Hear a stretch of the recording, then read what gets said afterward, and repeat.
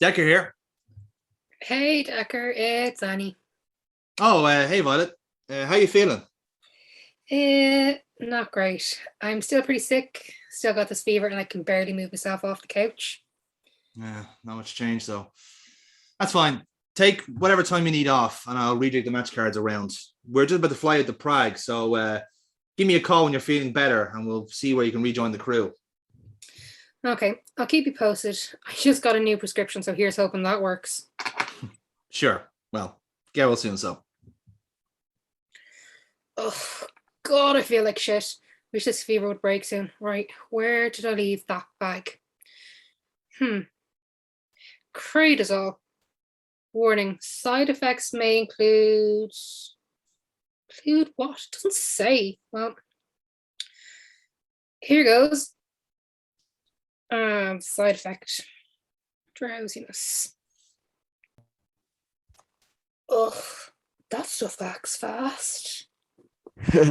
Tell me about it. Keith? What the fuck? How'd you get in? I don't know. You tell me. I thought you were flying out. How long have I been asleep?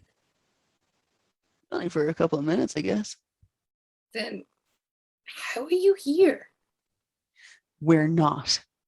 Lisa, Jesus Christ. Have you been here all this time? No, I just got here. All right. Enough. What is going on? Well, your name is Annie. You're a professional wrestler, and you work for Future Wrestling, Keith. She's running fever. She hasn't lost her memory. All right. Sorry. It's a forced habit. Okay. So, you know that fever you had? Well, it's making you delirious. Then you took this stuff to try and break it. Yep. Crystal. It's all natural, all real good shit. But it is powerful as fuck. So you're basically hallucinating. I'm imagining all of this? Really, do you not find it weird that I'm sitting on your couch in my wrestling gear? I don't know. You always seem to be a gimmick. But I'm not in any gear. Holy shit, is this how you've always seen me, Annie? A body warmer and some fucking shorts? Maybe Annie doesn't remember you as a wrestler. I am so much more than a guy that likes wearing gym gear. Plus, I looked fucking awesome back in the day. Oh, Keith, I love you. Maroon was never your color. How is it that I'm not even real, and yet my feelings are still hurt? Guys, as much as I'm loving this, I'm really tired and I need to get some sleep. Nah, fuck that. This is a fever dream. It won't last forever. Turn on TV. What? No, I can barely keep my eyes open. Honey, just pass me the remote and I'll do it. Can we do that? Yeah. It's a hallucination. We're not ghosts, dude. Oh, right. See, I have no fucking clue how any of this shit works. I really need to sleep. Yeah, that's nice. Check this shit out. Estás viendo la televisión del futuro. Okay. This is weird. Give it a minute.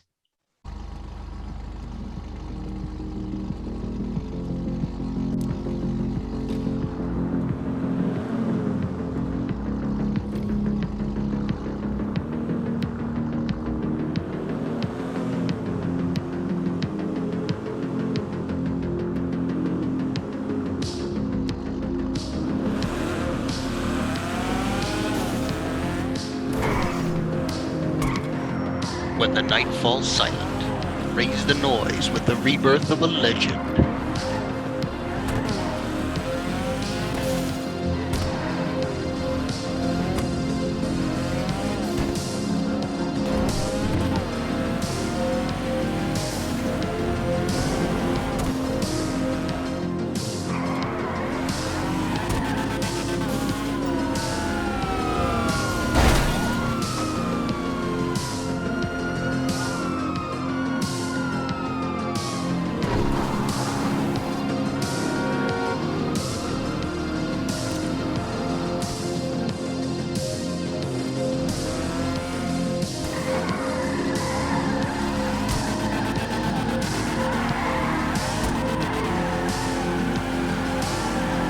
running the 90s until dawn, or until the chase is over, with a new FM Decker, coming to a future near you soon.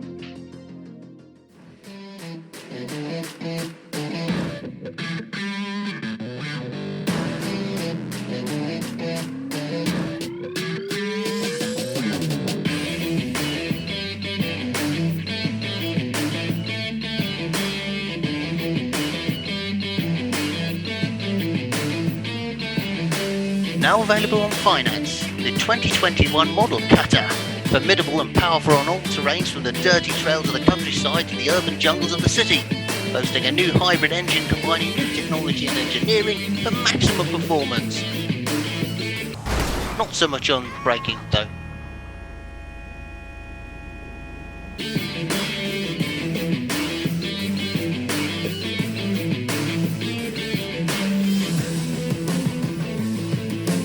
Buy the new FM cutter before they're all recalled.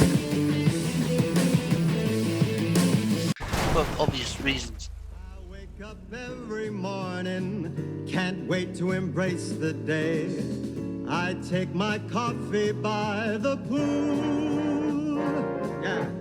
I pass my picket fence and gaze across my new mowed lawn. I never thought my life could be this good.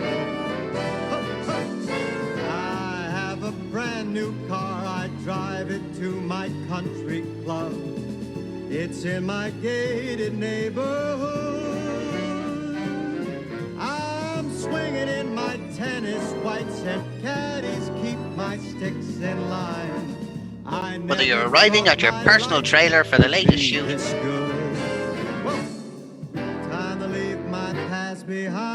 or visiting your old friends who have yet to die of over-sexing on the golf course. I'm clean inside. Each day I get better, can't you see? Yeah, guess that you can see. I only hang out with a privileged few. Society's elite with blood that's blue. Oh, private schools and soccer moms and living life the way we should. I never thought my life could be this good. Or perhaps when you've had a very liquid lunch with your secret mistress and have mounded the pavement like Bertie Ahern. Now I'm clean inside. Each day Do it in style, comfort, and the most expensive way possible. With the new luxury model from Future Motors, the Midas. Available right now at the cut sale price of $215,999. Did we deal? I'm sure I don't know if we did. I suppose it could be Bitcoin for all I fucking care. The FM Midas. The keys are in the ball, ladies. Wait, those cars are named after the... Yep. Now you're starting to see it. I'm going to get the popcorn. I heard some of the good stuff is on tonight. Coming up next on Future TV, the Cape Crusaders return for one last hurrah as the city of Motham is in peril from a wave of new and unusual villains, and now it's time for the adventures of Ratman and Bobbin. Yes! It's Ratman and Bobbin! Holy shit, I haven't watched this show in years. They have a TV show? That can't be... Alright, I forgot. Yeah. You're going to be doing a lot of that. Oh man, the memories of waking up early to watch new episodes of this. I even had Bobbin pajamas. You preferred Bobbin to Ratman? Well, yeah, Bobbin was the true hero. Ratman got all the fame and the credit, his own sewer tunnel. But Bobbin, he does all the real work. I think you might be misremembering this. So, how does this going to work? Like, do we just watch the show? I don't know. It's your hallucination. You're the one that's making all of this up. Heck, we're all figments of your conscious. Who knows what strange things we'll get from this show. Oh my god. Annie, are you sure you only took one of these things? Pretty sure. Oh my god, Keith, pass me the soda. I'm going to put my feet up and enjoy this. Well, Bobbin, it appears that the beautiful city of Motham is safe and sound once and for all. You're absolutely right, Ratman. It's a tiring job, but at least I get to sleep easy knowing the citizens of Motham are finally safe. Indeed. I feel so happy. I think I shall break out the finest cheese tonight. Yes, and I shall retire to my tank and listen to my favourite artist, the Floaters. Floaters? The most exciting rhythm and beat band of the 1970s so far? That is quite an intrigue. Hold on, Bobbin. My rat radar has detected something. What is it, Ratman? It's our old nemesis, the Moor. Impossible. The moor is currently deep in the bowels of the Motham police station, surrounded by law enforcement's finest. Indeed, this is a signal I've never seen before. Begads! There's 2 of them now. 2 villains! But how is that possible? Doesn't the show only have 1 bad guy every episode? Perhaps. It could be the case this is a special TV movie episode. Heavens! There's 3 evildoers appearing on the radar. What are we going to do now, Ratman? There's only one thing we can do, my rotund roommate. We take the sewers of Motham and discover once and for all why all our peaceful American town is under threat again. Could it be the seemingly Jesus. English apparently is not my first language anymore. I don't know. Could it be the seemingly unstoppable wave of communism finally taking out true American values? I fear it may be that. But for now, we can only believe in the Constitution of the United States and hold true to our morals, and our spirit will prevail no matter what the evil doers are. Well said, Ratman. Holy shit, this show has aged like my fucking socks. You're meant to buy new socks, Keith. No, I'm very emotionally attached to them. In fairness, this could have been a lot more problematic. Well, I mean, it's a real one. You're hard. You can't eat racial stereotypes nowadays. Right? Yeah, let's hope so.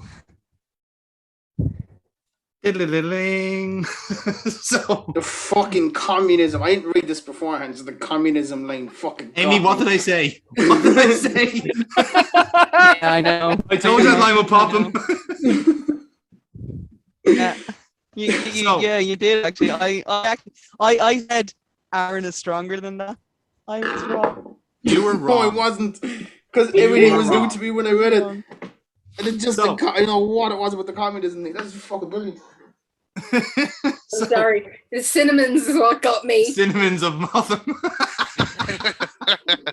Those spicy citizens. So here's how this is going to go, basically, right? So, as we said, there are going to be 3 evildoers that the duo of Ratman and Bobbin are going to have to face off against, and it's going to be 3 of us in the call. So the way it'll work is basically we're all going to roll dice, and whoever is the lowest score gets to be the villain that gets slain. So on the spot, you have to come up with your villain, come up with your special gimmick, and then Ratman and Bobbin have to use their powers combined to defeat the villain. Simple as that. So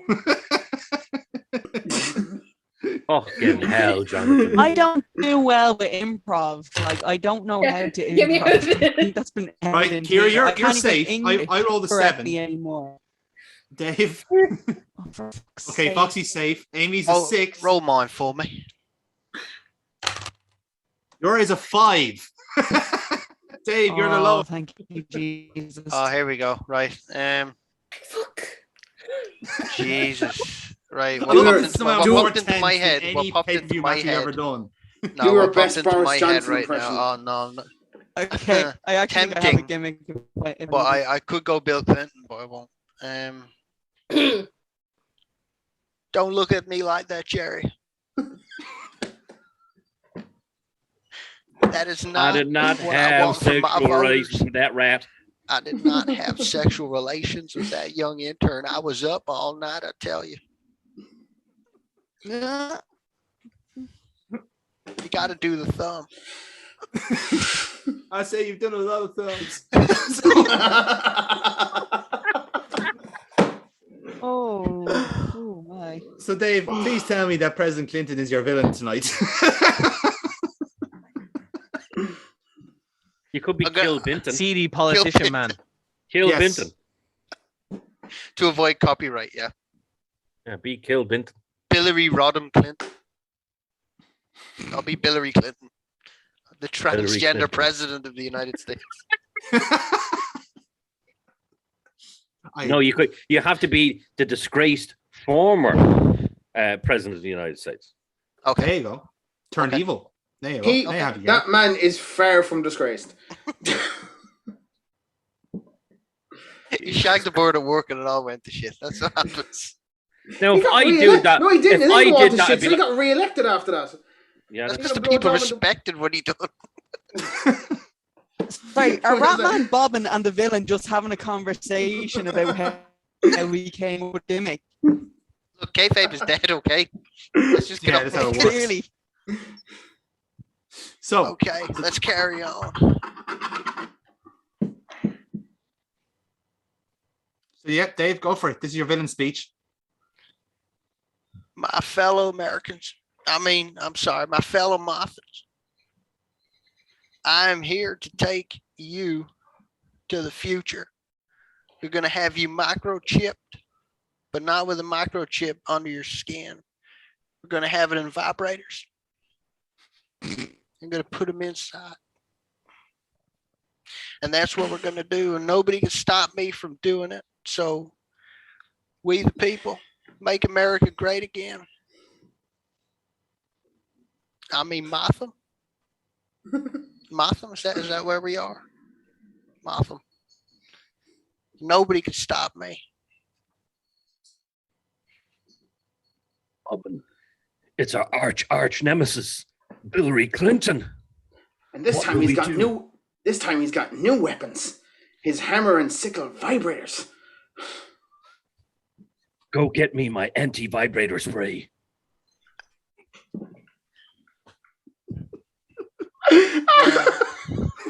People don't know this, but I'm waterproof. You can spray all you want, and it's not going to work. Oh, Yes, don't worry, okay. don't worry. Don't worry, Hillary.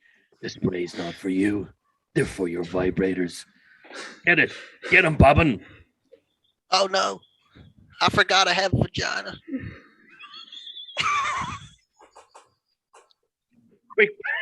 Quick, Bobbin. Put a snook up a sniz.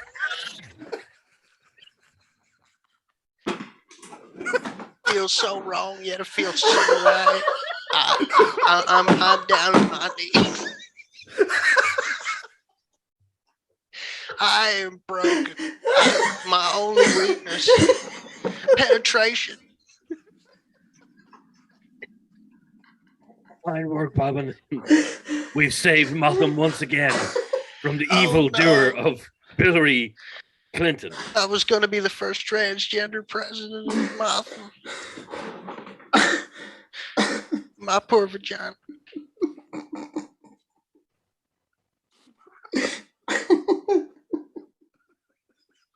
Bobbin, have you anything to say?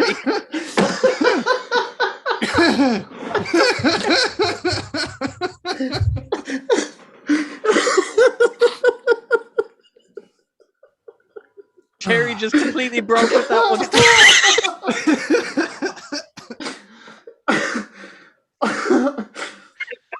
Oh my god.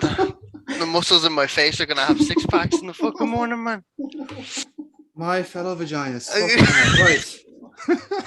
I had to. I'm sorry. I had to be a snook up or sniz. I had to be.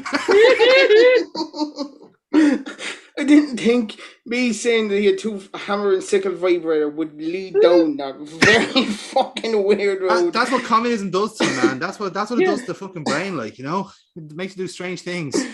I'm So- sorry, but that's going to be funny. Hillary Clinton. I'm going to see if this makes the edit.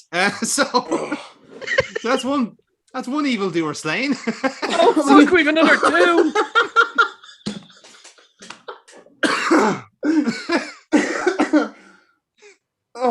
like Triple H and Jericho having to follow a match. I don't want. I think we should get rid of the other two villains. I think so too, to be honest. You're not going to top that. You're not While going we're to. ahead, I honestly, Well, I would really like at this point now for Ratman and Bobbin just to point out that Corporal Punisher and I don't know Clickbait have now just decided to just shrug and walk away.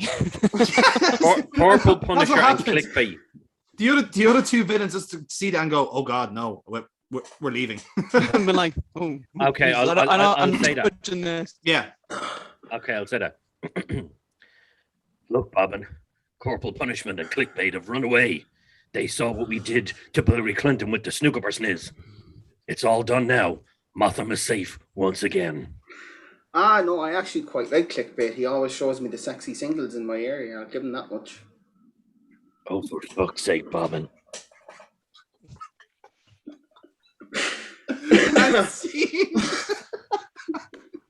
Oh. Is that the end of the episode? Please, God, let that be the end of the episode. Oh, it is. Oh man, that brought back so many memories. You don't make shows like that anymore. Yeah, true. Nowadays, they actually plan out their fight scenes. Hey, don't diss the punching power of Bobbin. At least this wasn't the episode where they danced to the Beach Boys. That is an excellent and very fair point. Right, okay, let's see what else is on.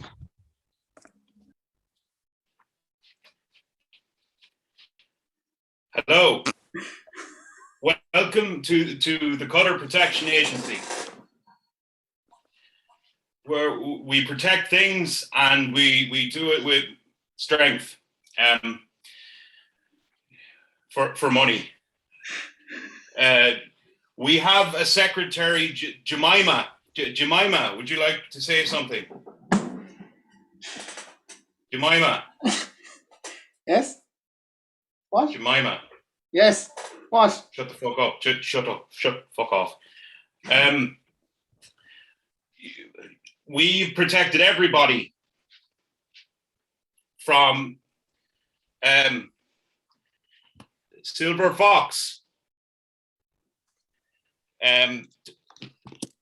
to shit. Fuck's sake. Rob Midas.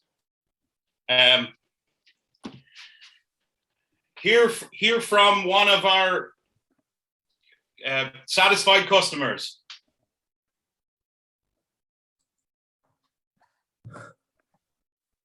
I paid Cutter to protect my house from burglars as I went on holiday to Santa Ponza. When I came back, my house was smashed, had a wall smashed through, and had a car parked in the kitchen. I had 3 dogs. The dogs were sold to an Albanian fisherman for a pack of football cards. And when I called his office, his receptionist farted into the phone and called me Tory scum.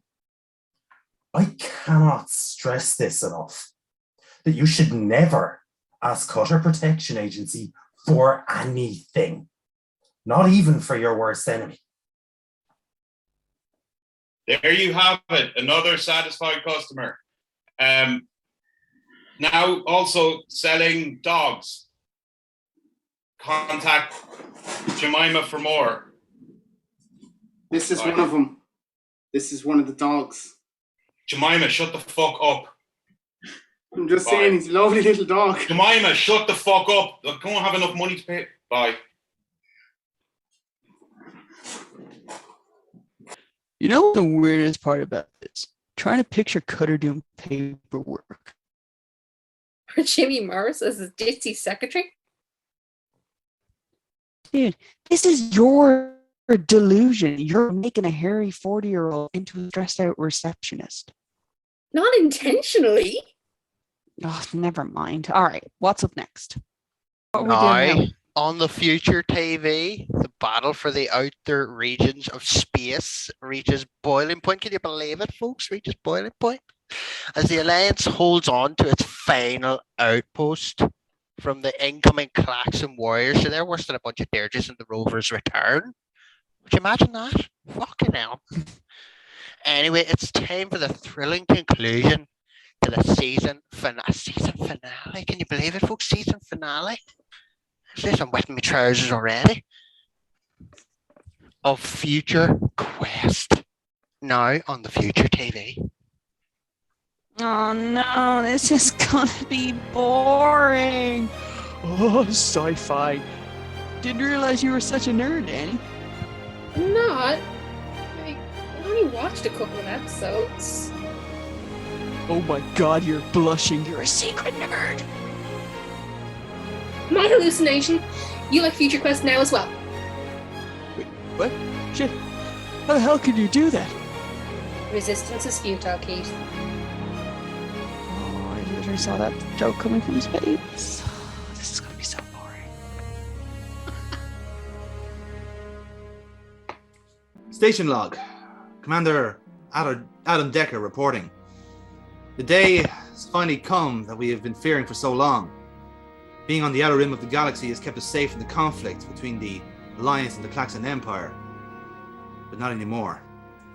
We received word from the 7th Fleet that a squadron of Klaxon dreadnoughts are heading to secure the station for their own. A defeat against the Empire may be inevitable, but it's still our duty to defend this station to the bitter end, with our lives, if necessary. Which is why I've assumed the command of the ASV Venture for the inevitable confrontation. The question will not be a matter of if, but when the Klaxons arrive. Lieutenant Monroe, status report. It's not good news, sir. We've received word from the 9th Fleet. The Klaxons have broken through the line. Damn, that's our last line of defense. Have you got a casualty list? 4 ships destroyed, 1 adrift in space. The Youngblood, the Freedom, the Kaiser, and the Titus, all destroyed. The ASV cutter has issued a general distress call for aid. The Admiral's ship as well. Damn. Commander, we cannot let the Klaxons take the station. No matter what the cost, we must defend ourselves. Your commentary is noted, Lieutenant. Monroe, are sensors picking up any incoming vessels? Yes, just one. The Klaxon dreadnought Kulta, commanded by General Dimas. They've engaged FTL warp and are headed straight to us. Dimas, I owe him for the death wish he ordered on my tribe. Control yourself, Rage. Enter Nairu. You spent some time on the Dimas's rule. What can you tell me about him? He's a proud warrior, but his passion for combat can often cloud his judgment. He'll rush into fights at the detriment of his own men. That is music to my ears, Ensign. I have been counting down the days to the time where he tastes his death at the end of my blade. And I will be here to help him meet his demise. No. You won't. Commander. Lieutenant Commander Rage, I want you to initiate the evacuation procedure on the Beyond Station. Are you asking me to disembark, Commander? I need someone I can trust to ensure every civilian is safely off Beyond before the Klaxon fleet arrives. Commander, my place is here. My heart beats for the sound of violence. It is my birthright. Lieutenant, you are an Alliance officer. Your Silas blood is irrelevant to this argument. You'll carry out my orders or I'll find someone who can. And a Silas never runs from the battlefield. Rage, look around you. Every fleet in this sector has been annihilated, and we are now the last line of defense. The Venture is likely to fall, and the Alliance's priority is and always will be the protection of civilians.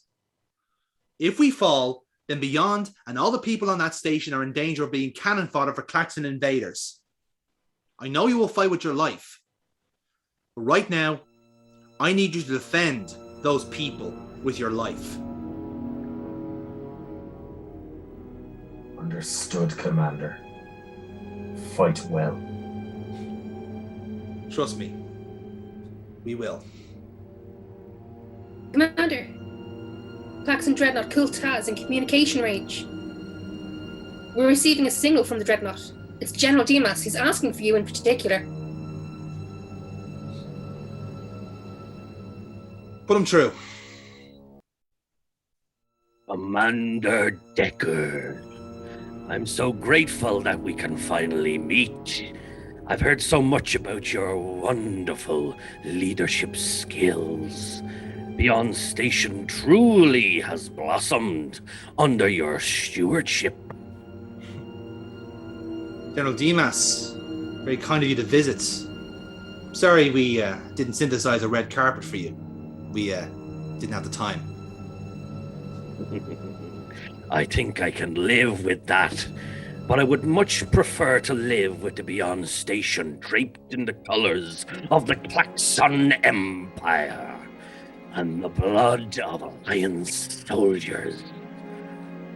Oh, is that Nauru?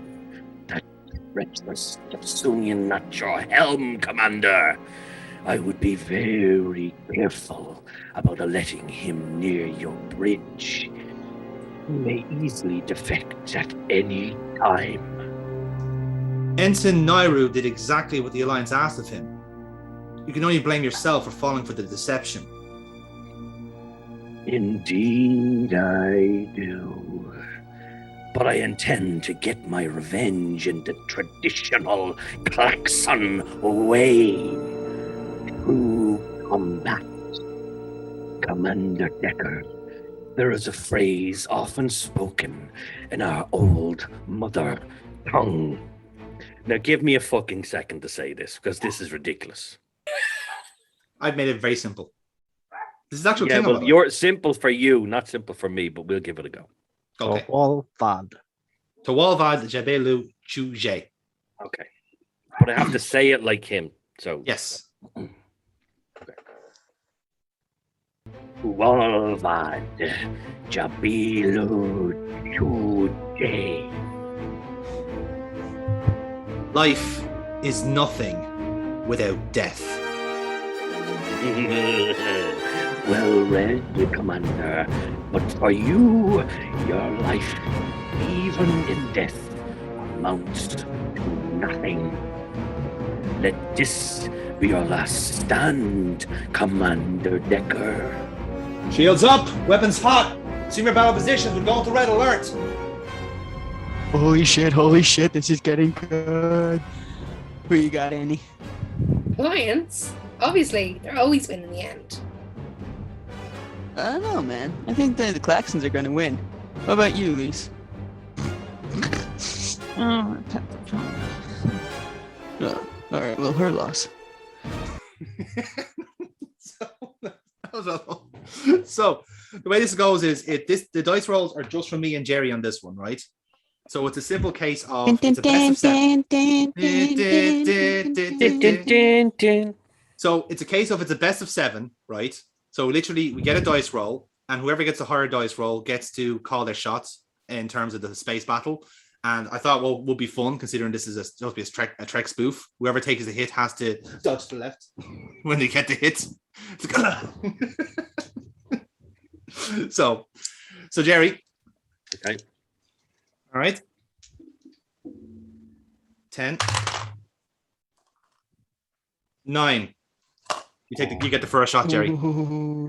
Okay, so right. So what am I doing again? What's going literally on? Say your command and we'll react. Oh, okay. Do I do it as Dimas or do I just say go for it? Yeah. Oh, stay in character. Fire torpedoes. And shift left. Monroe, status report.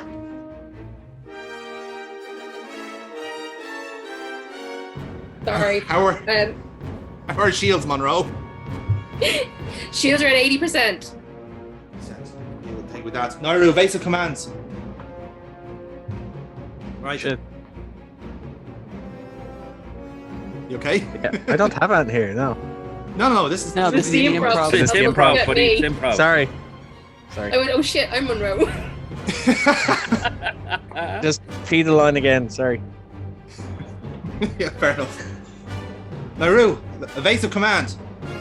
Hi, Captain. And there we go, lovely. Whatever ship I have floating around on screen. Right, and this was the Homer. Left, No, second. All right. Right, Jerry, we go again. Round 2. Right. 8. 5. You get another shot. Oh, okay. Weapons stations, fire at will, destroy that ship! Go to the right this time. Medical team to the bridge. How are we keeping in there? What's our shields like, Monroe? Shields are holding at 75. Casualties on level 7. We'll deal with that. Nairu, I want you to plot this course. The one I'm giving you right now. I want you to get straight up right behind the DMAS. Right behind the Colta. Sir, that's a very risky maneuver. I know what I'm doing, Nairu. Just plot those coordinates now. Aye, aye, Captain. Course set. After all, it's always a risky course when you try and get up behind DMAS. Anyway,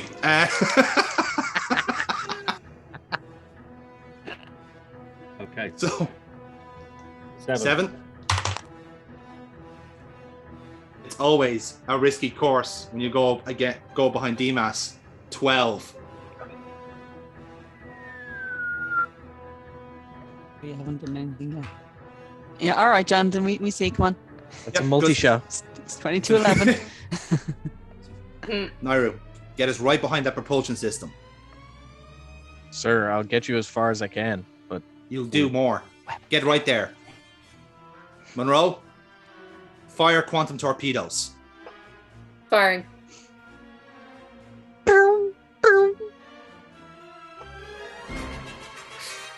How's the ship looking, Monroe? They've taken major hits to their hull. Excellent. You've got a weak point now. Okay, next roll, Jerry.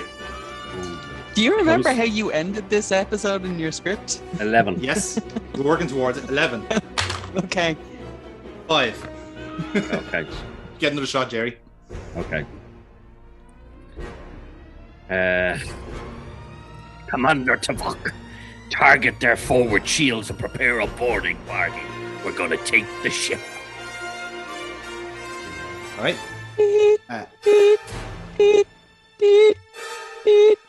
Intruder alert! Deck 2!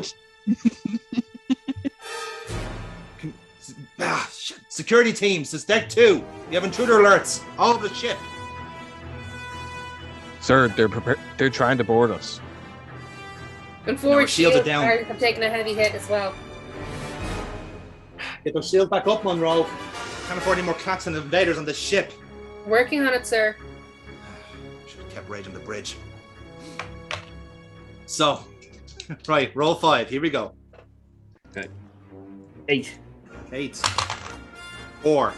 Another roll to you. At this point, I think there should be a knocking on the door.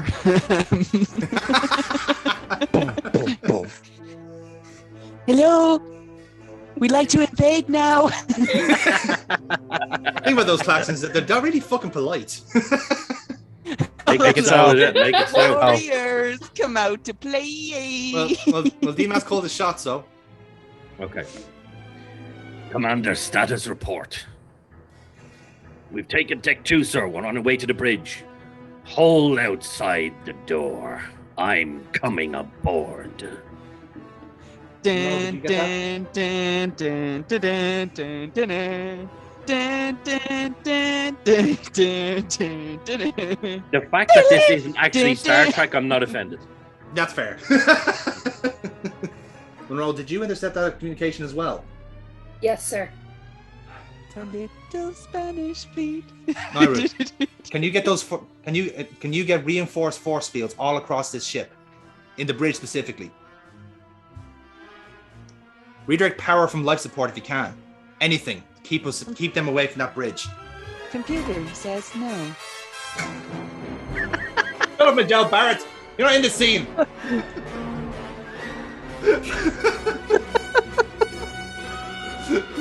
I like you better as Nurse Chapel. Right, second last Commander, roll. Here we you're go. getting on my nerves. 10. 6. Okay. So Damas is transported aboard. Oh, for fuck's sake. Yeah, it's happening. Damas is transported aboard and he meets up with the other Klaxons outside the bridge. Commander, take a squadron of your finest men, head to engineering, and set the auto-destruct. I will deal with Decker. We open the doors, but your wonderful force fields are blocking us.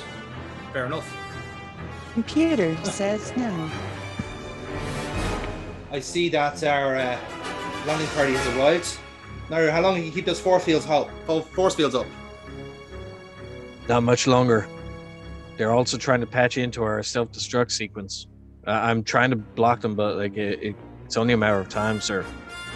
Do what you can. Computer, plot a course evasion program Decker 2.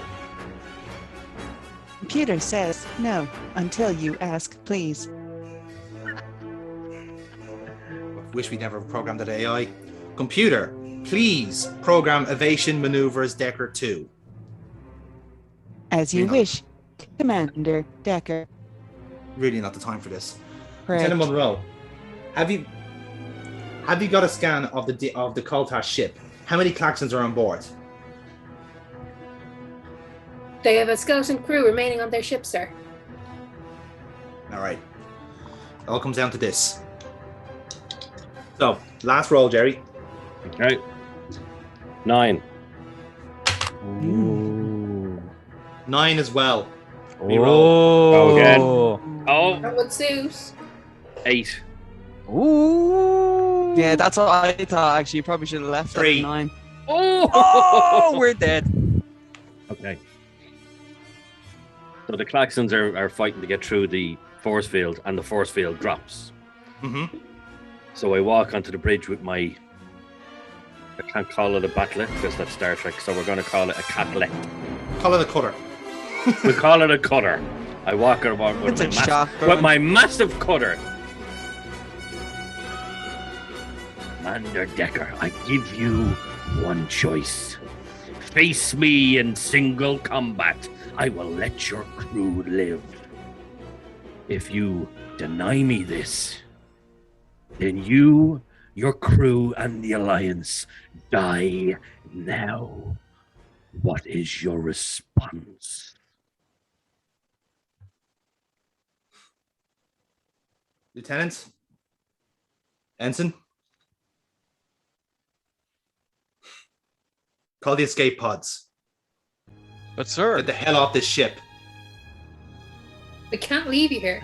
Now, Monroe! You too, Nairu.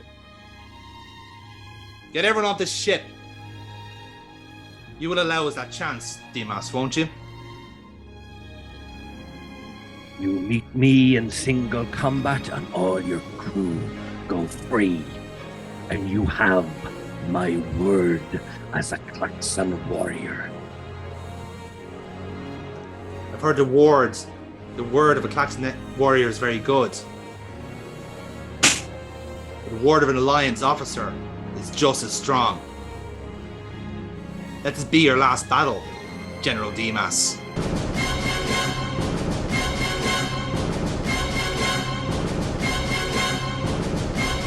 To be continued. You motherfuckers, you can't keep me hanging like this. Oh God, I have to wait all summer now. What the hell? I need to find out now who's in charge of the outer rim. Keith, it's a rerun. You can literally watch the next episode if we want to. Oh my God, we can't, Andy, we can't stick it on. Fuck no, I am changing the goddamn channel right now. Ha ha ha ha. With this new energy something, I will power the Technodrome and take over future wrestling. Wah ha ha ha ha. Not so fast, guys. Oh no, wait. Storm. Morris? Wah ha ha ha ha. Nobody can stop me.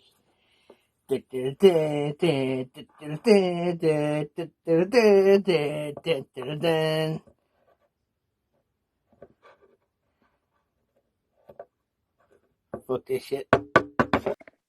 And now it's time for tonight's feature film on future television. As a group of helpless teenagers are trapped in a remote camp, far away from home, not at the Watergate, and they hear of the legend of the Cutter Man who awakes at night to attack those who break curfew. He's not one of my men. Yes, you've guessed it. It's time for Tuesday the 15th. Oh my god, now this is so much more like it. Can we not? I hate horror movies. Oh, no. You're gonna love this one. Hang on. I'm gonna go get the popcorn. Have you guys seen this already? Dude, we watch it every Halloween. It's the first thing we watch after trick or treating. And for good reasons. Some of the murders are fucking awesome. And Cutter Man is one of the coolest serial killers out there. I'm really not gonna enjoy this. Look, just shut up and eat your popcorn, okay? Let's all go to the lobby. Let's all go to the lobby. Let's all go to the lobby to see Casey Cole get cut up. Boom. Curfew is now in effect. Do not leave your dorms under any circumstances. This is bullshit. Nothing to do out here. And why did your parents bring you here? Because they hate me, clearly. Davy O'Connor's. Sure, look, lads, it's not all that bad. The weather's shite, and we've got some playing cards on the go. Does anyone fancy a game? Nah, I'm good. I'm good. You boys better be off to bed soon, yeah? Don't want to be hearing any of your hip rock music overnight. Rock music? Dr. Dre ain't rock, old-timer. And what difference does it make to you, old man? You got somewhere to be tonight? Oh, not at all. I know a lot better than to wander around here at night, especially when it gets as wet as this. Why do you fall on your arse? Or you can laugh now, but wait until... Ew, it's the boys. You guys gonna go next door tonight? Apparently not. We've got a problem with our front door, and that there's an old fart block in the way. Oh, come on, Morris. You did this last night and the night before. Nothing happened. What about the Cutter Man? We fucking go again. I see someone's been listening during the day. Yes, you all need to be very careful of the Cutter Man. He's very real, and he always comes out at night when it rains. Yeah, right, likely story. It's probably just you and your birthday suit sleepwalking. Oh, no, that would be scary.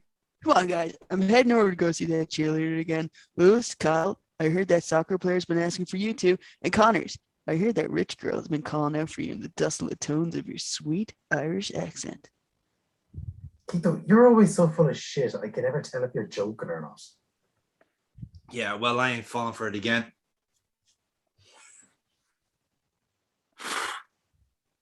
Tell him I'll be around tomorrow night. Same here. Decker, pass me that shit. Well, can't say that I tried. How about you, Fox? Maybe, quiet bookworm, you can hit it off and be all romantic and shit. No, I'm good. I just want to get an early night. Wise man, little foxy boy. Because the Cutter Man is out and will eat you. Come on, fella. This is the third night in a row you played that. You can't be that much of a chicken shit. No, Well, I am. Leave me alone. Fair enough. Okay, look at me, breaking curfew on such a miserable night. Bet you can't chase after me, Morris. I'll catch you one of these nights, you little toe rag. I just don't see what you like in the meathead. It's not as if you'll ever make stay. Look, it's not about that, Casey. He's a really sweet guy. Chocolates, flowers, trips to the cinema every week. Oh, you're so fucking easy to please. That's rich coming from you. Didn't you tell Keith to try and get you set up with those two boys who always smoke during class? What can I say? I like a bad boy. Well, I've got the love of my life waiting for me back home. We're going on an all-expense paid trip to Monte Carlo with Daddy's boat docked, and me and Damon will cruise the Mediterranean for 2 whole weeks. Oh, I can't wait. Yeah, no one asked what you were doing. Like, seriously, if your daddy loved you so much, he really showed you by leaving you here in the middle of fucking nowhere. He said it was character building, and I need to know how the other side live. More like he's sick of you asking for money. Well, at least my daddy isn't some common laborer like yours. Knock, knock, special delivery. I'm bringing 2 big guns and a heart full of love. Where are you, Lisa, my dearest? Over here, Keith. Pardon me, ladies. Please continue whatever you were doing. You will barely notice me. Apart from the smell, you fucking baboon. I love you too, Casey. Oh, before I forget, Kyle and Lewis said they'd rather smoke weed than listen to you moaning. So don't blame me. I tried. Oh, fucking really? I'll show them. That's them screwed. She fucking wishes. Those 2 arseholes would rather get high than have the attention of a real woman. Well, it's their loss. Yeah, I'm the best looking bitch here. Oh, this is the most ridiculous part of this entire fucking movie. Hold on, here comes the music, Steve. Oh god, no. Why are you covering your face? This is the best part of the fucking movie. Who the fuck are... Hey! Shit, man. This never gets old, right, Annie? What happened? I didn't look. Oh, for fuck's sake. Here, give me the remote. I'm going to rewind it. No, just keep playing the movie. Hey, Lise, you want to get pizza or something? Seeing that it's late, we're imaginary. It could be here in like 2 minutes. Yeah. You know what my special is? That I do. All right, I'm going to get them. Let me know when it comes to my kill. God, I can't wait.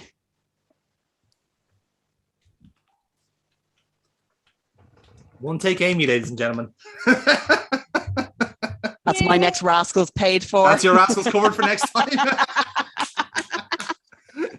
So Jonathan said, he goes, if you can do that all in one take, I'll pay for your next Rascals. I was like, hell yeah. And I am a man of my word. So,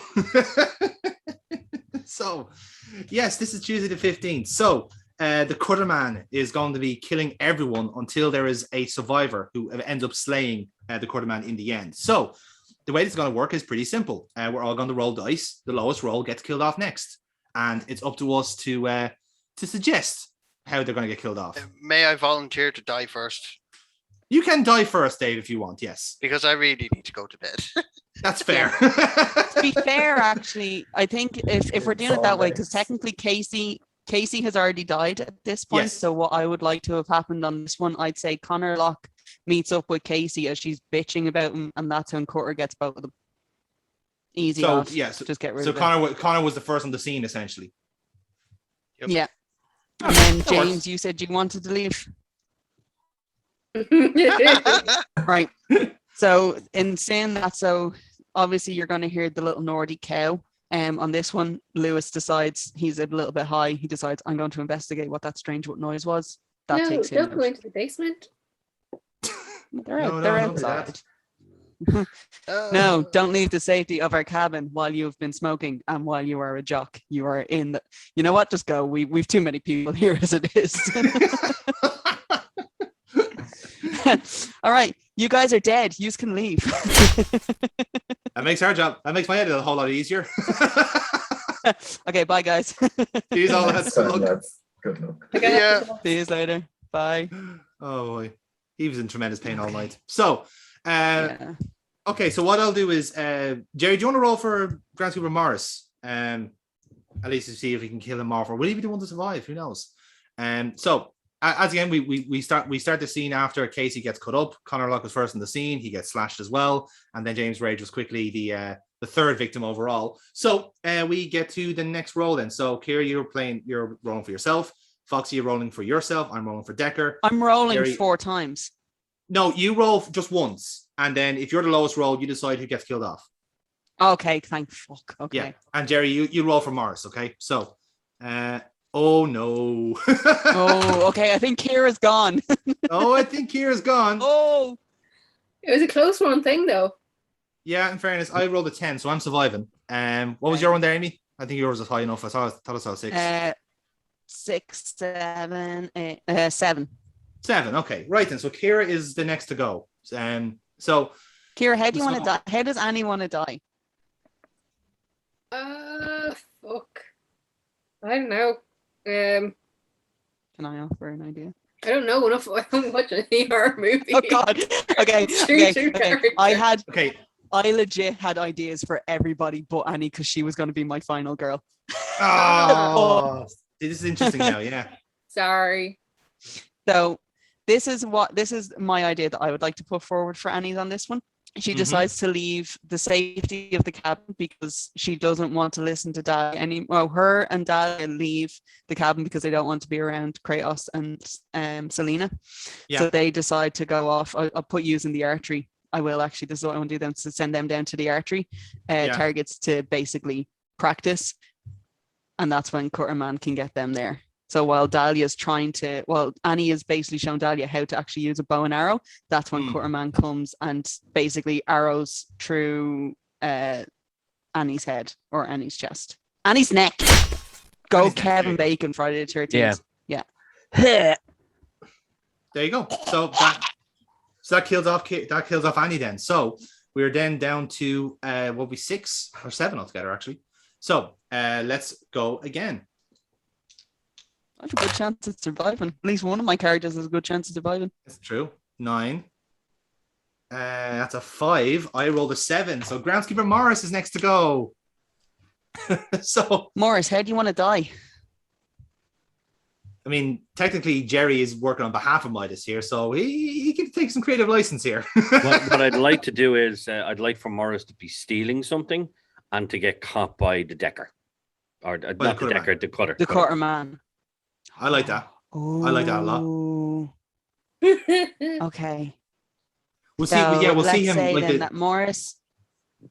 Well, if he was playing up the Cutterman like as a scam, so that the kids wouldn't actually see what he's doing.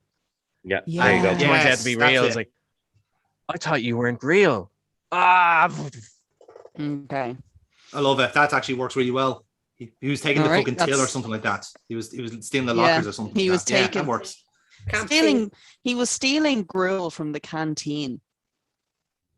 That works.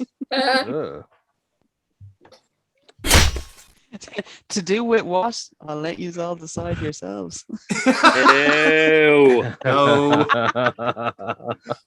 Okay. All right, my next roll is a 6. It's a 6, 7. Ooh, 5. I'm out next. Decker's going. All right, how's Decker going? Bearing in mind, Decker is stoned. So how does Decker? I think Decker should be going looking for his friend Lewis. I think he's going to go for. He's going to see Lewis, and I think then he's going to find him butchered along with Casey, and then he's going to go like, "Well, actually, they did get together. Holy shit, that's fucked up." And then realize, "Oh shit, okay, we're all in trouble." So, again, Decker is useful because of his car. So what I think I want him to do is I want him to basically try and escape with the car, but again, because he's stoned and a little bit like loopy, he's like trying the ignition, it's not working, and basically the Cutterman jumps on the bonnet and acts through the windshield through his head. Nice. Okay. That is also the only vehicle that we had out of the camp has now been taken away from us. Interesting. With an 8. So an 8. An 8 as well. Okay. I tell you what we do. I will take the hit. I'm going to take the hit. I want to get rid of Dahlia. Fair enough. Okay, we'll get rid of Dahlia. So how's Dahlia dying? Right. So Dahlia was with Annie. Yeah. When Annie got killed, and being the true hero that she is, Dahlia just screams bloody murder, like literally screams out, "Daddy," it's like because she doesn't know what else to do, and goes running to the dormitories on the sense here, and she happens to come across Cutterman while he's killing Morris, and it's literally a ricochet that's how she ends up kind of getting killed. So she thinks she's been smart. She runs through to the forest, trips and falls, and then Cutterman just comes down by the back and machetes through the back. Nice. I like it. I like it. So I think we can make this interesting now, right? So we have 3 people left, which is Fox, Kratos, and Selena. So Amy, do you want one of us to roll for one of your characters, or do you want to keep the 2 together forever? This is the risk now, because remember, if you lose this roll to Fox, Selena and Kratos They could both die together. Yeah. I'm gonna take the risk and keep them together. Ooh, because I have an this idea. is interesting. Fox could be the sole survivor. Okay, let's do it.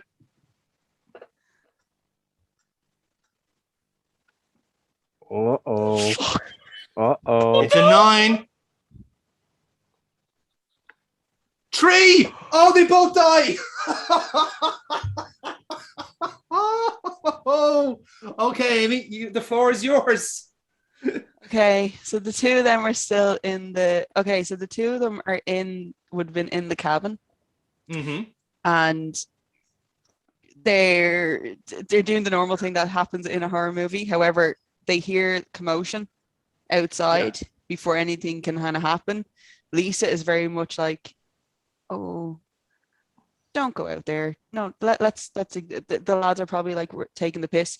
But Kratos is kind of like, "No, something is very wrong. Like, we should probably go and check this out." Yeah. Whereas he doesn't want to leave her alone, and she doesn't want him to go off alone. So they decide, okay, we'll go together, and we'll kind of see what happens here. So into the rain, they come across. Obviously, well, they're in the dormitories and sense here, so they've seen a few bodies. Lisa starts getting freaked, and Kratos is like, "Okay, we're gonna run." Goes towards Decker's car. They see Decker is dead in the vehicle. They don't know what to do, and then Lisa reminds him there was a boat down at the dock. We can get into the boat, and we literally just go out onto the lake, and we'll stay there, and everything will be fine. So that's what they decide to do. When they get down to the dock, Kratos is like, "Here, be careful. It's really, really slippy." So Lisa's kind of like, "There's a really weird smell around here. Like, it's a bit, what the fuck is this?" And that's when they get onto the boat and they realize that what they're smelling is gas. Quarterman is standing at the far side, and he just throws like a Zippo lighter, and the dock lights up with flames onto the boat. Oh, love it. Love it. They get to die together in fiery passion. I mean, if that's not a metaphor, then I don't know what is. So now that means, though, right, that out of all this, and when that murder happens, the last person left is going to be little timid Fox hiding in the corner. Which is actually perfect. Because he's the one guy who knows about the Quarterman, so he knows. He's the one guy who believed. He's the one guy who actually genuinely believed it, and the fact that he didn't want to meet up with a chick, he's probably the only virgin in camp. So, I don't know if that's going to play into your logic, Foxy, but I'd be fascinated to hear if it does. Sorry, have you ever fucking watched a horror movie? We all know that the final girl and their guy is. Yeah. All right, come on. As soon as there's any like nudity, your virginity saved you. Yeah. Virgin powers activate. You. Yeah, so obviously, like, he wanted to have an early night. He went to bed. He starts hearing some of the commotion. It was really the explosion that really set him out. Like, he's hearing these strange noises while in the bed, but like, it's not until like the explosion is like, oh no.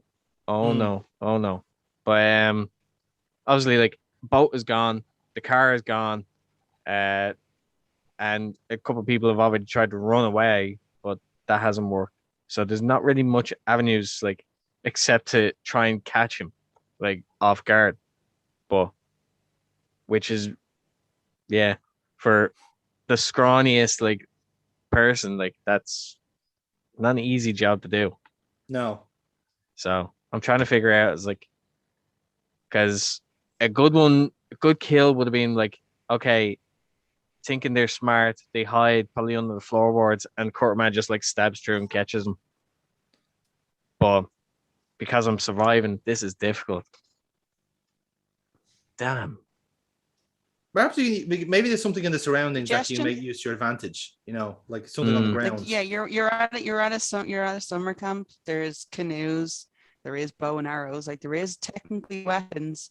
You could set up a really, really like intricate mousetrap to catch him, Yeah, and then like, have a Scooby-Doo type ending. Or maybe something in the Cutterman's lore that you use to your advantage. Turns Mm. out, yeah. Well, we don't know the lore though, do we? We didn't go Yeah, that deep we into didn't. it. We didn't Make go them that up, deep. though. What we could do is, okay, so he grabs one of the bear traps. He grabs a bow and arrow. He grabs a rope. Dr. Dre. And what? And music. Dr. Dre. Dr. Dre. This is why Morris didn't want you playing Dr. Dre. That's Cutterman's one weakness. His literal head explodes Rap once music. he hears the dusty tones of rap music. So Dr. Dre is going to come. So you can set up like the mousetrap thing, have the speaker set up, and it literally traps him, and he just mind blown. That's like perfect. scanners kind of thing. No, what he does Exactly. is what he does is, right, he gets like the whatever kind of like this like CD player is in the dorm, and like literally brings it up to the tannoy system that the PA was on, and literally just plugs in, and just like the actual like Forgot About Dre just beams through, and that Cutterman just explodes while Fox is like hanging off the fucking PA system. Yeah, we could go with that. I think that works. Watch this movie. It's not allowed anymore. It's not. There's no replays of it anymore, just for licensing. I would legit watch Tuesday the 15th. And then its sequel, The Valentine's Day Massacre. Oh, that works. That fucking works.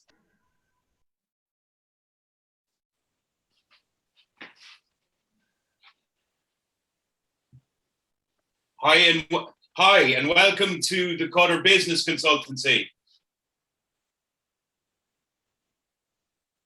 Yeah, business. We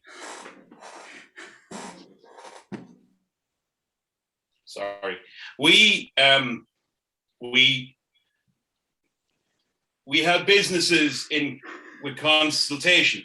If you have a problem, Yeah, consultation. I'm really sorry. We hired off a CE scheme. I don't pay at all, and frankly, Yeah, he doesn't pay at all. Wait. Can you please go out to the break room and pick the snots from your beard? Please go away. Thank you. That's my lovely secretary. Yes. Secretary. We will help with all. We will help with all your business requirements, be it motivation, team building exercises, learn how to cook. We have various satisfied customers, and we will give you a gift in each one for every thing that you pay us. Here is a lifelike replicant of one of our very satisfied customers, Mr. James Rage. Here is Jim E. Morris.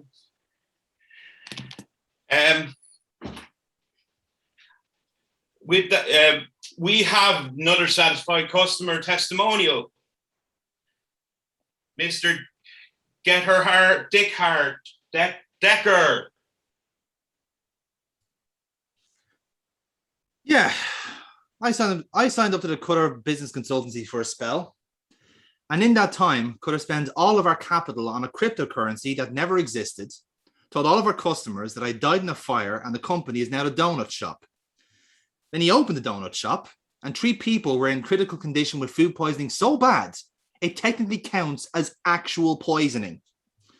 Thanks to the Cutter Business Consultancy, I lost everything: my company, my house, my cars, everything.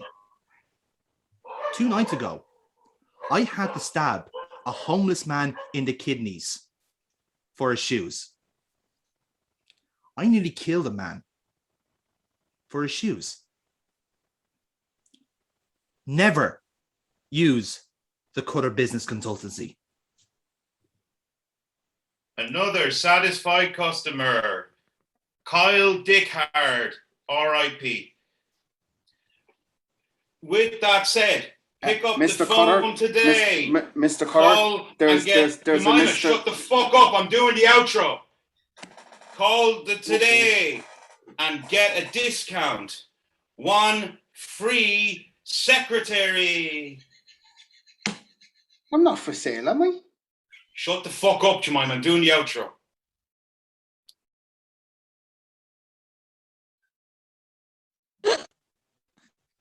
Oh my god, these two are hilarious together. Funny. I just thought seeing Decker getting put out of business would have been funnier to you. Oh, it is. I just kind of hoped it would be me somehow. Still pissed about that screw job then? Oh, no. I got over that. Especially when I decided I'm going to take one of his cars. I like the purple one. He keeps getting pulled over in it, matches my hair, and I'm just going to drive it into a lake. It just seems like a really nice way of getting even. Babe, his brother died in a car crash. He's up on the guy. No, fuck it. We're not real. It's not as if he's going to hear any of this.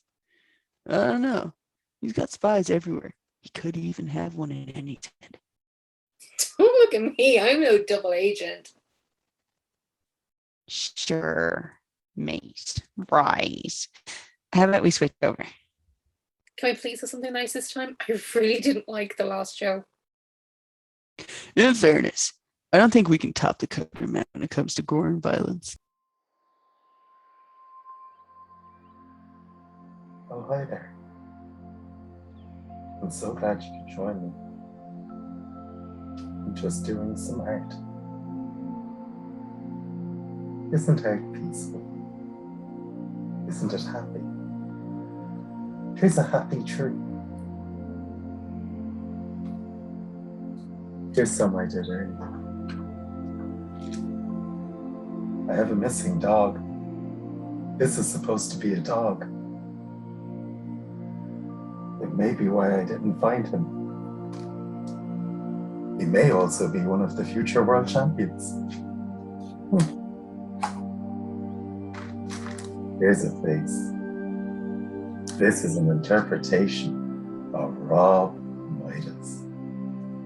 Isn't he a charming gentleman? He's like a used car salesman. No cars left. Here's his head disembodied. Won't that be nice? Oh, here's one of Casey Colt. Oh, I can't show that. It appears to be a photo of female genitalia.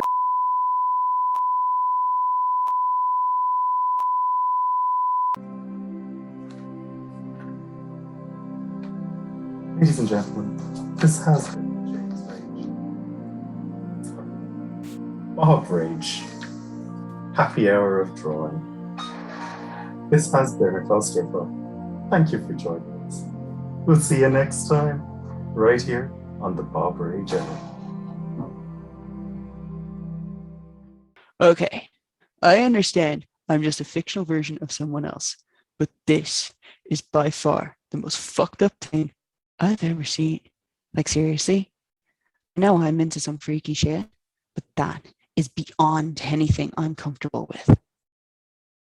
Why are you both looking at me like that? It's the medication doing everything. Sure, it's the medication making the most aggro guy that we work with into a soft-spoken painter who loves happy little trees, especially when they burst into flames and it starts raining blood. Cleaning my subconscious is a bit weirder than I give it credit for. You're fucking telling me. That's as weird as it gets. That shit, that's like Fred Rose wouldn't even touch this shit. Nah, he'd make it some Spanish Inquisition or some crap like that. To be fair, you wouldn't expect it. Okay, my turn to change channel. Make it a good one, Annie. Good evening and welcome to tonight's daily news program with me, John Newsreader Voice. Politics. And what the fuck is wrong with you? I thought you were cool. I am cool. Seriously, dude, if this was real right now, you'd be disowned quicker than the cat that used to piss on my favorite hoodie. Oh, how is Puddles doing now? I don't know, he's probably wrecking the V in his head right now. Guys, look who's on the TV. As always, I'm joined by a panel of guests to bring us through the most prominent of today's news stories. Tonight, I'm joined by member of the Future Democrats, Robert Midas. I'm also joined by newspaper columnist and cultural critic Karen Colt. Bitch. Yeah, bitch. And lastly, we're joined by writer and podcast host James Morris, who recently courted controversy by saying that his program Morris Knows All being refused by network broadcasters as a basic violation of free speech and essentially a human rights violation. Well, I'm sorry. Not my fault I called all women. Shit. I lost. Of course, we thank you all for joining us tonight. As ever, we begin with the top stories for tomorrow's papers. We start tonight with the tabloid Daily Rage, which leads with the gruesome story of Scottish serial killer Conor Locke, who, when arrested by Edinburgh police yesterday morning, sensationally claimed all of his murders were due to a spirit invading his body that he called the Wraith. There's more on that story in the rest of the paper. A much more lighthearted story leads to The Booker, which tells of a remarkable breakthrough by genealogist Alexander Morgan and his team, who have successfully extracted the first strand of dexterous DNA, which can be morphed into various combinations that could lead to future resurrection of previously extinct animals. A truly fascinating story from The Booker there. And lastly, of course, is the political fracas initially broken by the roll-up of The World and stellar work from journalist Adam Decker and government whistleblower Lisa O'Neill. They discovered the government had invested heavily in gold bullion only for the market to crash severely in several markets. The same scandal occurring in the United States, where President Frederick Rose is facing impeachment for signing an executive order 6 months ago to invest in the same bullion prices. But now it would appear that our own Prime Minister, Tony Baroni, is caught in the same scandal that's now being called Goldgate. As a member of the ruling party, Mr. Midas, it only seems reasonable to start with you tonight. This has to be an incredible embarrassment to the government for this story to break tonight. Well,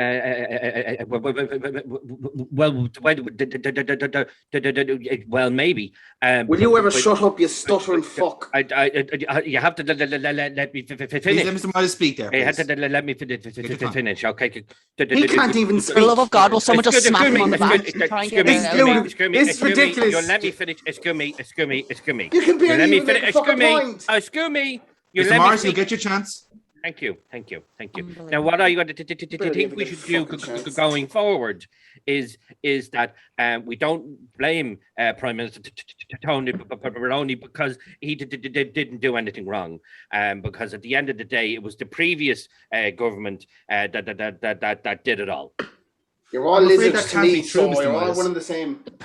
Again, Mr. Morris, you will have your say on this story, but Mr. Morris, I do have to confront you on that because as we saw from the paper here, the News of the World, the story was dated from 4 weeks ago and it wasn't the same in the United States. So surely it can't have been a previous government policy to invest in these gold bullions. Well, at the end of the day, and going forward, we've decided that the government has decided that we're just going to blame the Republican Party.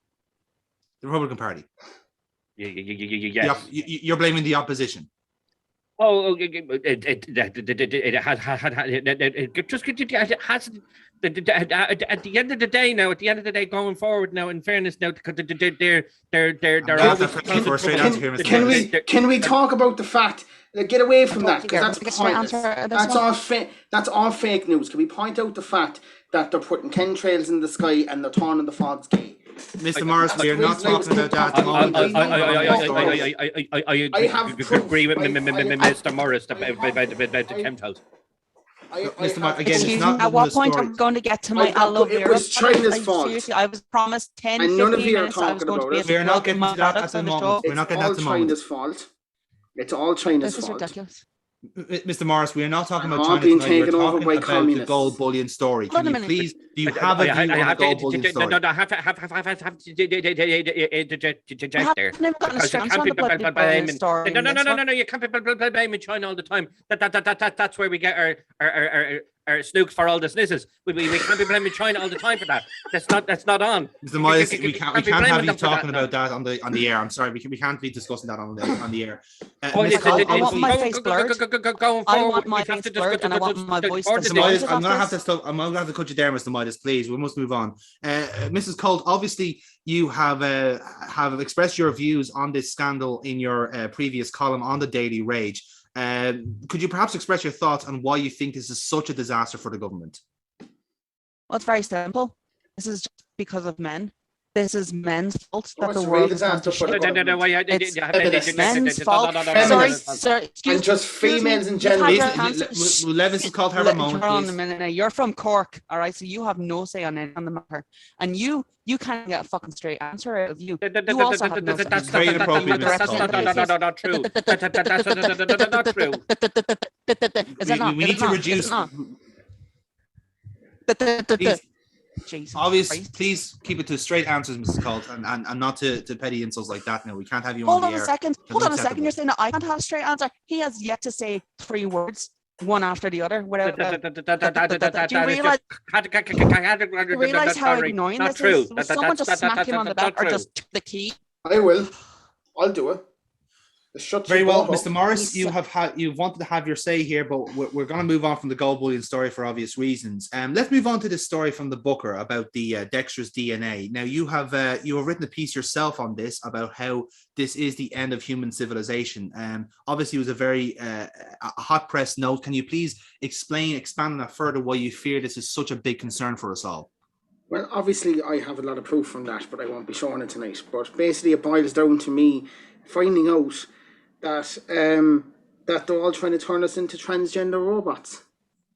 What can I ask exactly? Obviously, you haven't brought any of this very clear clinical evidence with you tonight, but what has exactly brought you to that conclusion? Facts that I again will not be sharing tonight. Facts that you cannot bring on broadcast television so that you may be able to support your point. Yeah. So I'm just going to blame China. Blame China. Mr. Midas, what is your thoughts on the potential society of transgender robots that Mr. Morris here is suggesting? Well. I just have to say, going forward, that at the end of the day, can you please keep it to 10 syllables or less, please, Mr. Midas? Excuse me. One second. At the end of the day, This man not gonna go kill your excuse me. I'm speaking. At the end of the day, I think they're great. Thank you. At last, Mrs. Colt, what about your thoughts on this story of the Dexter's DNA?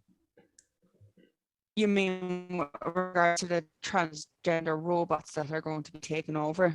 Yes, they are. In fairness, she said she sounds like one. Oh. Again, Mr. Miles, I'll ask you to not divulge to personal attacks, please. Oh, at this point, all I can say is probably bow down to our new transgender overlords. Yeah. Well, obviously, you would actually welcome this this change then. Apparently, I'm one of them. Well, according to government sources here, folks. You heard it here first. Again, the final story. No, excuse me. That's offensive. Now, You're again, we offensive. must move Your on to our face final is offensive. story.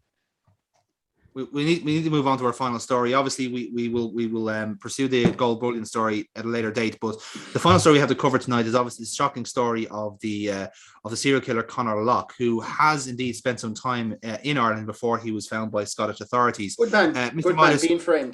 Being framed. Look, that is your view, Mr. Morris. We cannot. The broadcasters do not reflect It's the views here of Mr. Morris. It's the transgender It's nothing robots to do with that the are trans putting him issue. up to This it. is a serial killer who targeted. It's the transgender robots that is that are completely putting him untrue. up to it. He did not do any of I'm those things. sorry. Can we put his point? I just have to say that. Hold on a second. He just said he was friends with a serial killer. Sorry, do you not do I never background said checks, that. Jason? I never I- said I- that. I- I I never have said to that. get my I never point in said here. that. I'm sorry, Listen, Mr. you Newton, literally I just had to said get my there was- point you in here. I have had to no get my point. point in need here. You actually have no point. You have no I point. do. I do. I do. A You very, have very, no very, point. very You put it in there. Well, I'm Fine. gonna punch I you, just want Jason, to if say, you don't get going fucking three forward, words it is out. the government. Excuse me.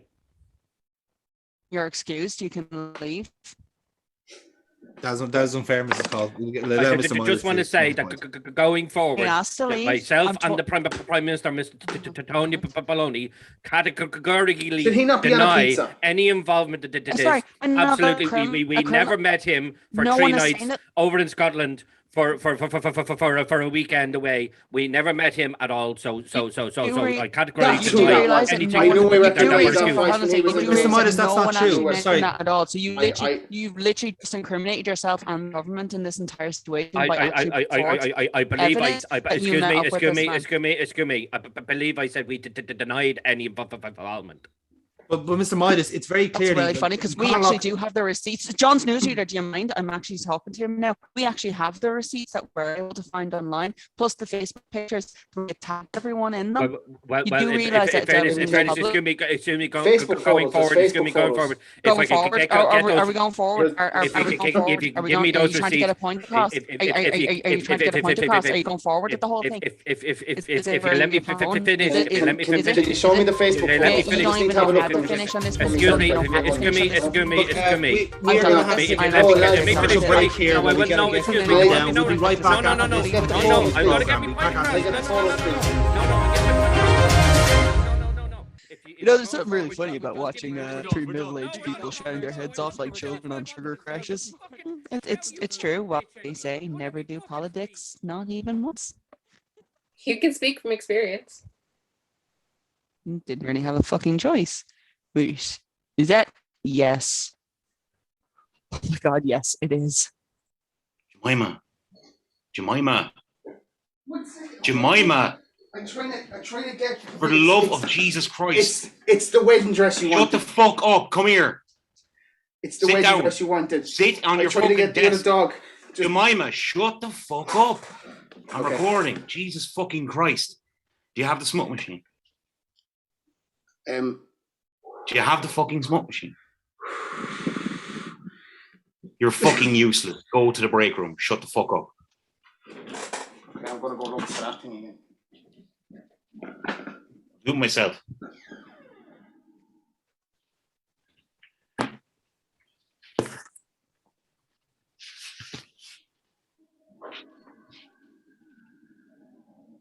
Hi and welcome to the Colour Bride Wedding Planner Committee. Wedding planners.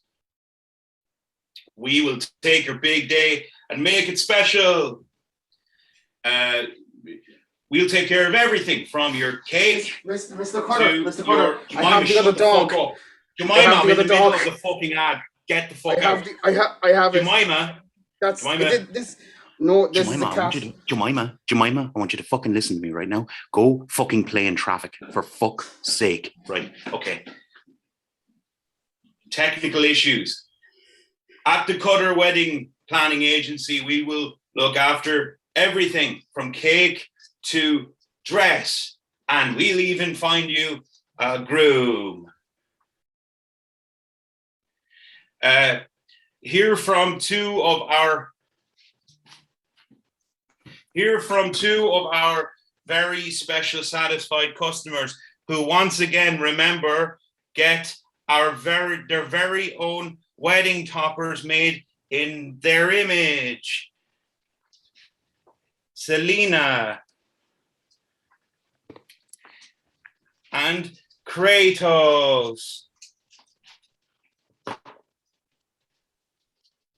Yeah, getting Cutter to organize our wedding, that was the worst mistake we ever made. For one, we didn't want to get married. Yeah, that actually was really weird. He took the thing on my path and pretty much just bungled us into a van and drove us to a register. It was kind of more like a kidnapping now, the more I think about it. Yeah, the blindfold and the cable ties, they were a bit much. I mean, compared to the wedding ceremony. Oh God, yeah, right. So we get to the venue. There's like 30 people there. Not even people that we wanted to invite either. This is family that we've cut off out of our lives. And like high school friends, just people that you just add on Facebook and then delete straight away. The meal's horrific. Yeah, what kind of main course is squid wheels? It's calamari, you fucking idiot. And then Cutter decides to do the best man speech himself. I don't know, at least that was kind of funny. It was fucking tragic. He cried halfway through it, and then he said it should have been him. Then he did a spoken word rendition of Meatloaf's 2 out of 3 ain't bad. Except he actually didn't even know the words. Yeah, and then in a stroke of genius, he tripped himself over and landed into the 4-story cake, which made Ellen Morph spill out. Yeah, and broke his leg. He had to be rushed to the hospital now that I think about it. Then we ended up having to pay the deposit out anyway because he had me down as father of the bride. So, yeah, not only should you not visit Cutter wedding planners, but they'll also tell the hotel that you're in a fucking incestuous marriage. I really want to kill him now. Can I go kill him now? Oh God, yeah, let's do it. There you have it. Another 2 satisfied customers. Mr. Cutter, can I get Kratos, Jemima, I swear to fucking Christ, I'll break your knees. You said you'd pay me. The matter was 4 weeks ago. Jemima. All right. Selena and Kratos, possibly divorced, possibly missing, definitely brother and sister. So, without further ado, get on that phone today to Cutter's wedding planners and help get your big day started the right way.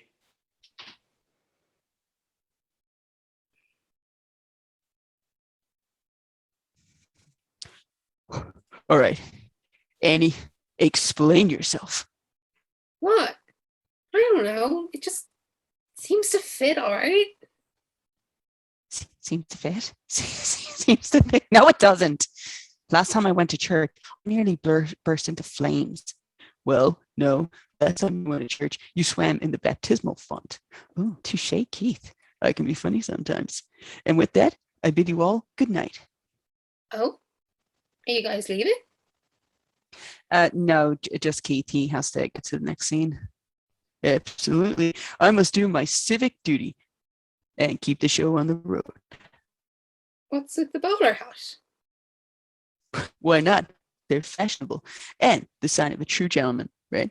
And, well, I like Dodgeball and Goldeneye, so, I mean, do I really need a reason to wear a hat in your hallucination, Annie? I guess not. Yeah. Bon. Ladies, I bid you both adieu. But no, don't overdo it, Keith. So, Annie, are you ready for your main event of the evening? Do we actually get to watch some wrestling? Dude, no. Fuck that shit. Come on, this is a fever dream. Let's push the fucking boat out before you wake up. And now, on future TV, the moment you've all been waiting for. In his final investigation, the great detective finds himself at a secluded manor with some curious characters and one fatal attack during a dinner party. Strap yourselves in for the final episode of Inspector Kratos. That explains the hat. Wonks by the fucking mustache, though. As you all know, I'm a great believer in the future and how important it is to steer the rest of the world in the direction that we set fit. After all, we are some of the most learned men and women in the world has to offer. It seems only right that we are the ones to lead the way, the shining light illuminating the dark road ahead. My confidence have assured me that whatever is mentioned in this room will not leave those 4 walls. So, allow me to begin. Behold!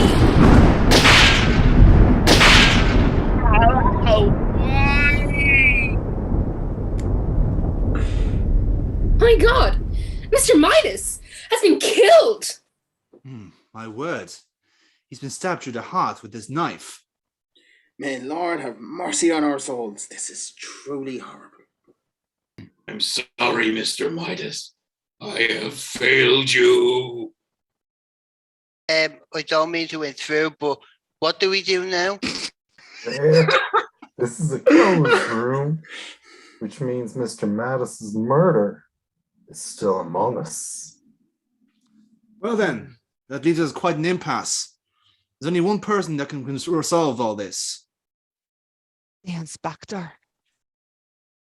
I was invited personally to the exclusive inquest Mice Man in the mild, pleasant land of Somerset by the proprietor, Robert L. Midas.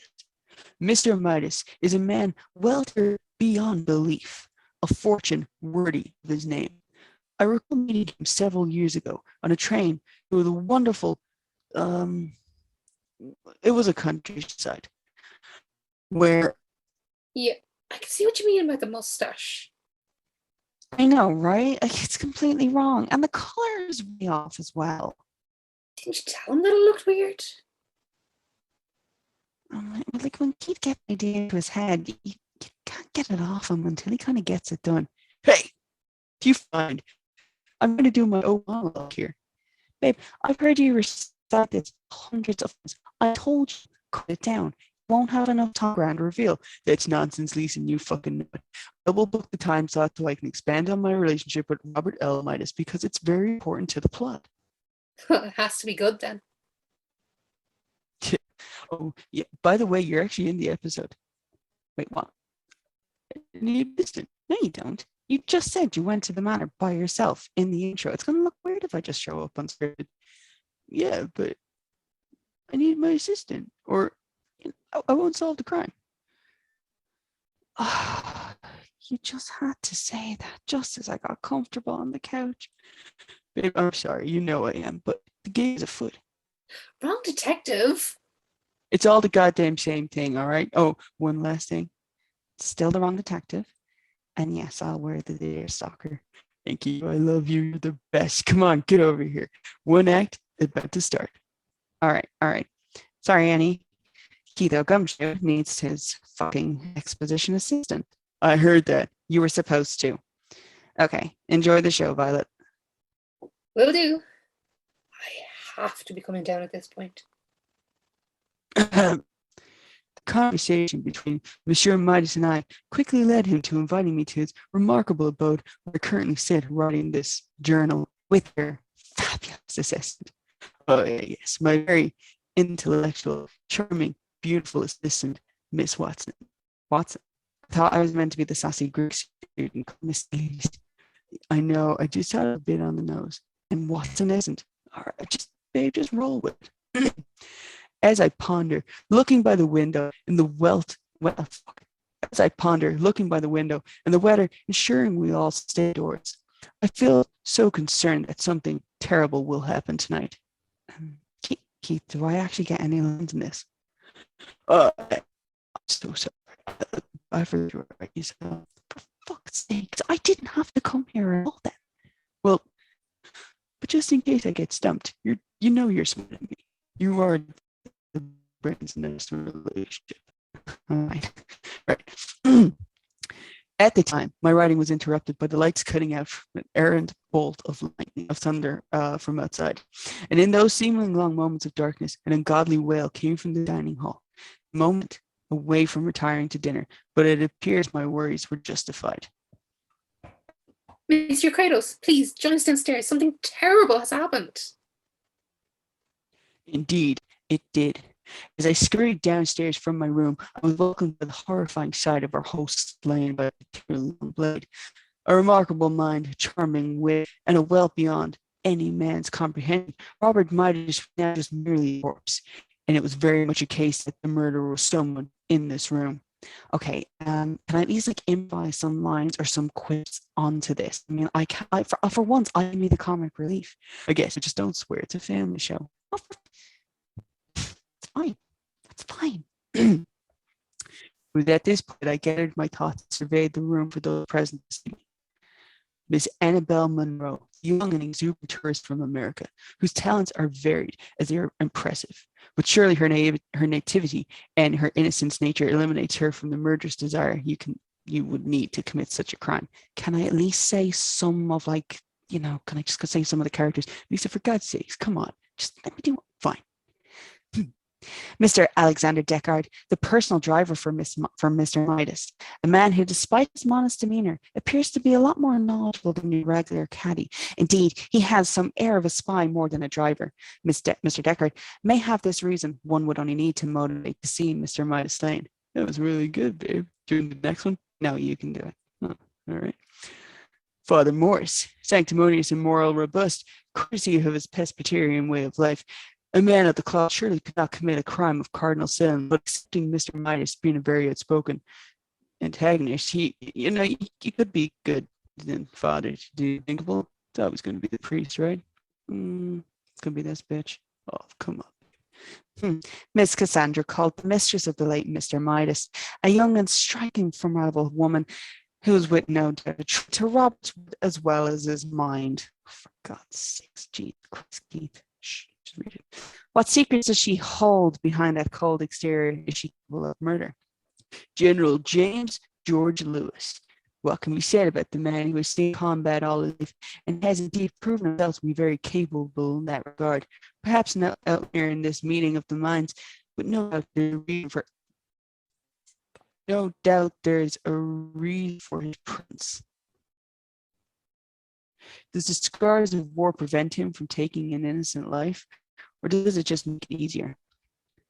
Jones is perhaps one of the largest humans walking the earth currently, a man indeed shrouded in mystery, but provides security for Rob Midas on excursions around the world. No doubt he is very successful in that role, but he does have an ambition to turn against his master. Alas, another individual I'm forced to consider in this working class boy hired by Robert Midas in the form of a Liam Connors.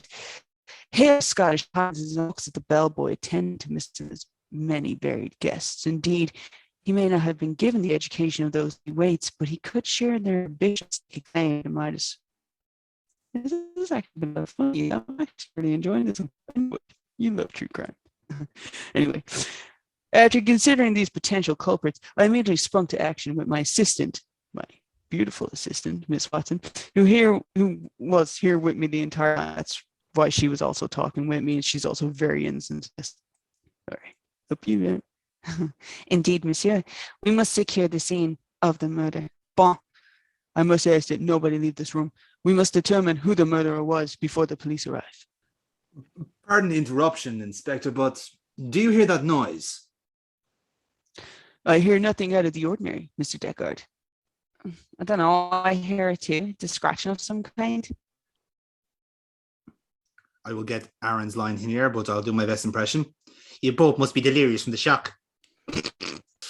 We're not to be patronized, Father Morris. The noise is coming from that wardrobe. You have a keen ear, Mr. Deckard. There does appear to be someone hiding in this wardrobe.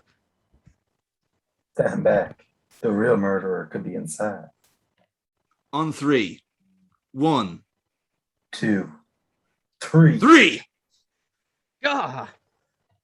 Now, why did you all have to wake me up like that? Dr. Phineas Youngblood, what on earth are you doing here at Midas Manor? Well, as it turns out, little lady, myself and good Mr. Midas had some business to attend to regarding one of his many missions.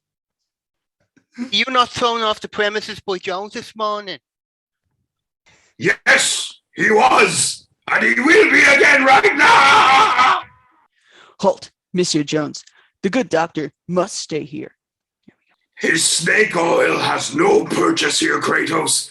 He has been a thorn in the side of Mr. Midas since his last function.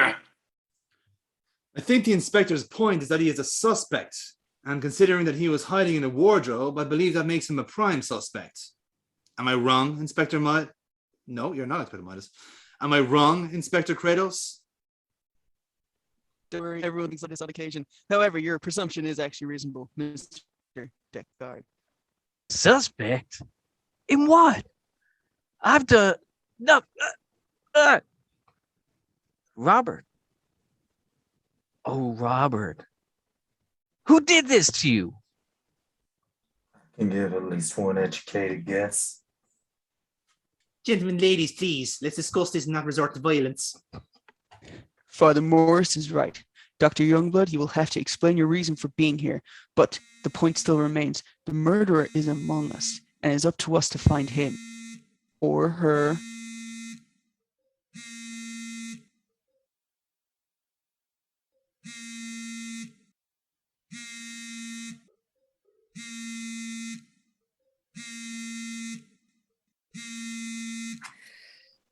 Oh my god. My head is pounding. What a fucking weird dream.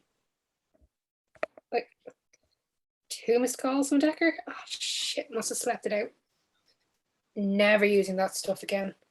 My fever's gone. Where is it? There's a pill called Crazole or something. Did I imagine that as well?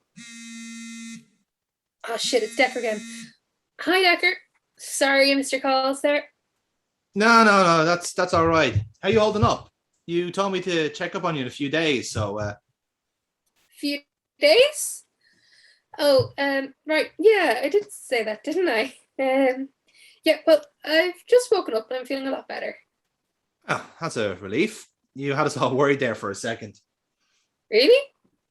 Yeah, when we didn't hear anything, we assumed it was getting worse. We just parked up here for the night, so I thought I'd try you again. Oh, thanks. Yeah, I think whatever it was has passed. New prescription works, so Yeah, whatever it was, pretty powerful stuff. I might get the name off you myself if I ever get sick. So, how's the tour going? Well, no one in Prague went off without a hitch, apart from Lisa wanting to kill Cyrus. Sounds like her alright. What happened? Nah, I have no idea.